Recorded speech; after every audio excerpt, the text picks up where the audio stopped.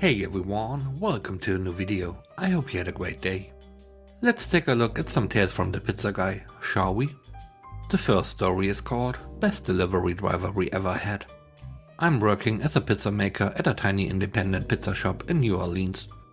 The delivery driver is a 6 feet 6 inches Lithuanian basketball player who's supposed to be on a basketball scholarship. But he has some troubles with the NCAA over a few exhibition games he may have gotten paid for. So he's delivering pizza in a clapped out ghetto sled instead of going to college.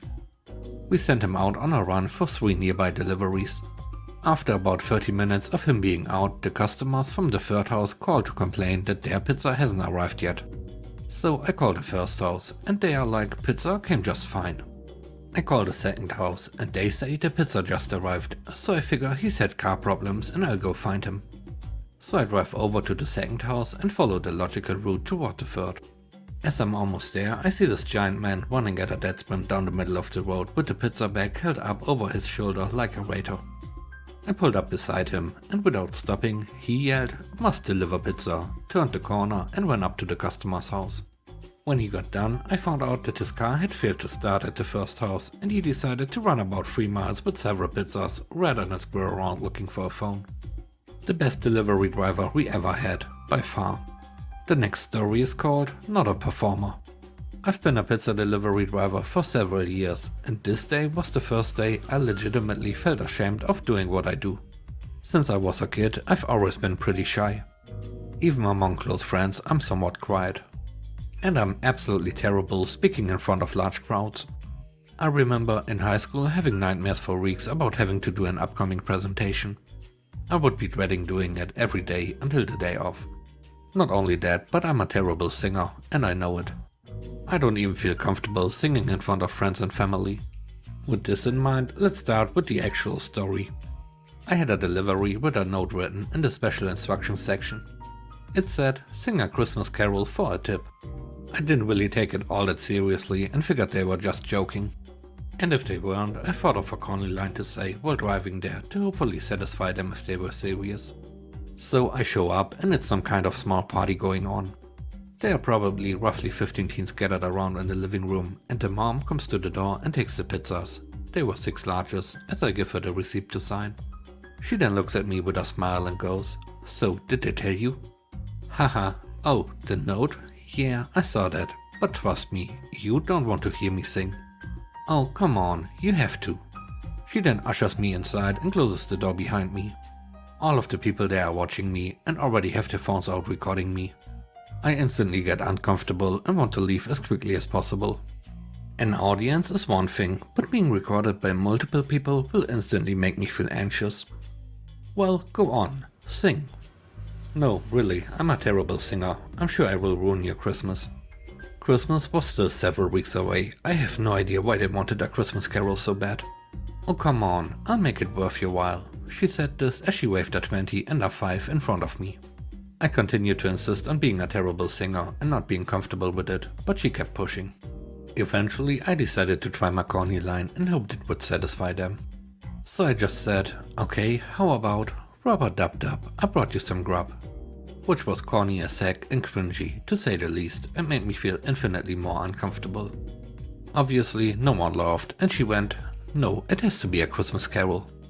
I insisted more about not wanting to sing and was starting to get seriously mad and uncomfortable that she wasn't taking no for an answer. She kept waving the money in front of my face to encourage me.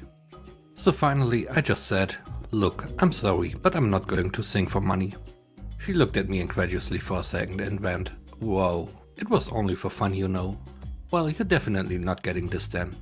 She pulled the 20 away and only gave me the 5 and the receipt she had signed. I said thank you and quickly left, while I heard several comments behind me from everyone else.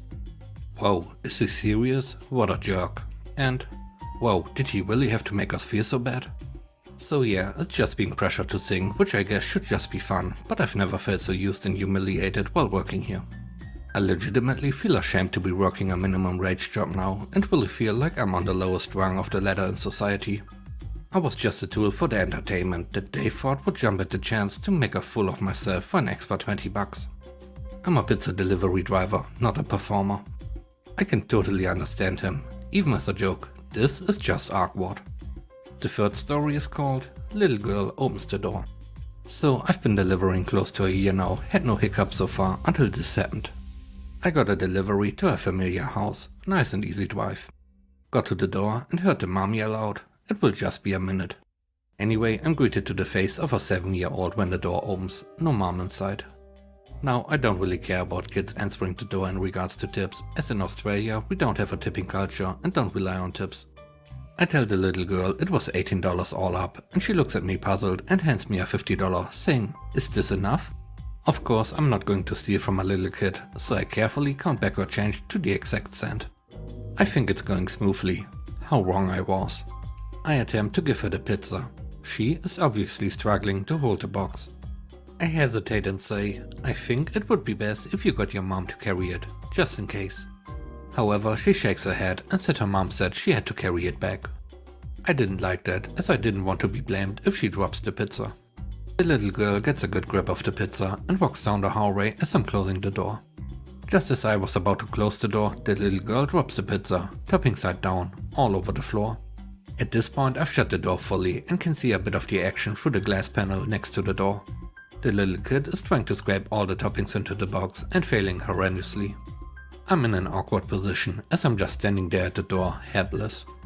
I wait there for another good 3 minutes waiting at the door to see if her mom came to rectify the situation with me. I was prepared to talk it over with her and see if she wanted a new one. However, all I could hear was the mom scolding her daughter about the mess she made. At that point I was pretty angry. The little girl must have felt so embarrassed about the situation. The mom didn't have the decency to help a struggling kid with the pizza. As I went to my car, which was a good 20 meters away, I could still hear the mom yelling. I got back to the store and told my manager what happened just to cover myself if the mom rang up and tried to blame anything on me. Fortunately, we didn't hear from her, but throughout the whole shift I felt awful about the situation and felt sorry for the girl. At the end of our shift we get to make and take home a pizza for free. I decided to make the same pizza as the one that the little girl dropped and drop it off on my way home to their house. This wasn't because I felt bad for the mom, who probably had to cook her own dinner, but I felt as if it would take the stress off the little girl. So I went back to their house, pizza in hand and some ice cream for the kid. I explained to the mom that I saw what happened and decided to tell her how little kids shouldn't answer the door, as money can be easily taken and food easily dropped. I said that in the future she should at least watch her child when answering the doors for deliveries at the very least. She ended up apologizing profusely and thanking me for my troubles. The mom has answered the door ever since. The last story is called Mission Accomplished. This notorious stiffer lives in a nice gated apartment complex. She either writes a line through the credit card receipt temp line or on cash order will give us $28 on a 27.xx order. She always writes instructions on the receipt to call her when at the gate, so she can buzz us in and meet us outside her door when we get to her unit. Sometimes she won't answer her phone and we wait at the gate entrance for up to 10 minutes before she buzzes us in. Well, this last time she ordered $57.84 worth of food for cash. I get to the gate and was able to piggyback behind another car, then drive to her apartment unit. I put 16 cents in my pocket cause I knew she was going to give me $58.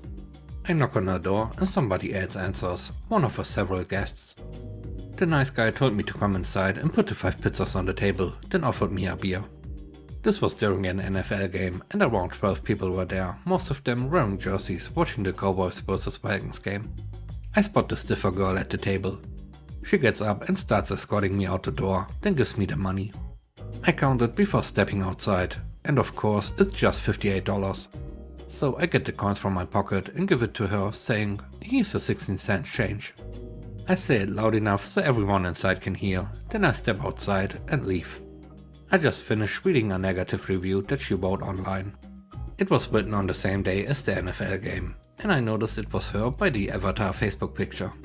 She says we always get the toppings wrong and take forever to deliver her food, which is completely false. Why would she keep ordering from us for the past year? I guess I set her off. Mission accomplished. Thanks for watching the video, I hope you enjoyed it. If you did, please leave a like, comment and subscribe to the channel if you haven't already, it really helps.